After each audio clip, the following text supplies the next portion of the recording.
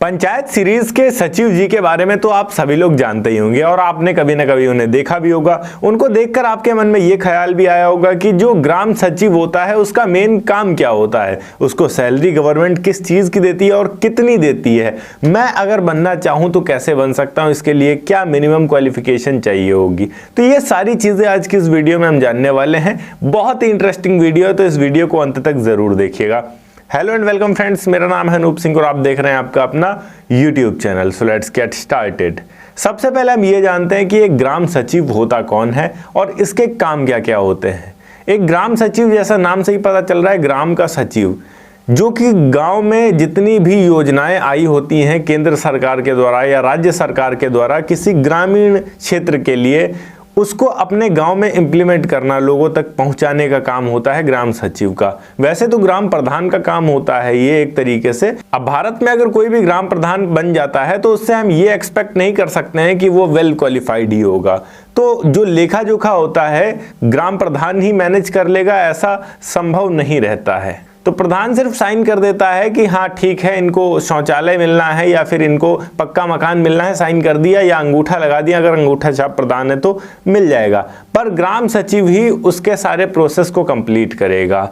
एक तरीके से हम ये कह सकते हैं सबसे आसान भाषा में कि ग्राम सचिव जो होता है वो सरकार की तरफ से हर गांव को एक मैनेजर दिया जाता है, वो होता है, वो मैनेजर गांव को मैनेज करता है, जितनी भी योजनाएं जो भी चीजें आती हैं उनको लेकर। अब हम जान लेते हैं अगर आप एक ग्राम सचिव बनना चाहते हैं तो यहाँ मिनिमम क्वालिफिकेशन क्या चाहिए होगी। देखिए, ग्राम सचिव के लिए जो क्वालिफिकेशन रखी है गवर्नमेंट ने वो है ग्रेजुएशन।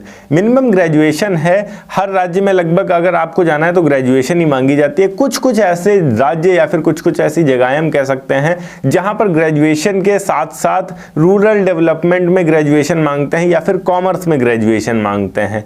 इस फील्ड से होना चाहिए। कॉमर्स में ग्रेजुएशन इसलिए क्योंकि यहाँ पर पूरे गांव का सारा लेखा जोखा आपको रखना होता है, या फिर रूरल डेवलपमेंट में इसलिए कि आप रूरल एरिया में है डेवलप कर पाएंगे। ऐसा कुछ राज्यों में होता है, हर राज्य में नहीं होता है। मैं उत्तर प्रदेश से हूँ और उत्तर प्रदेश में केवल ग्रेजुएशन मांगा जाता है।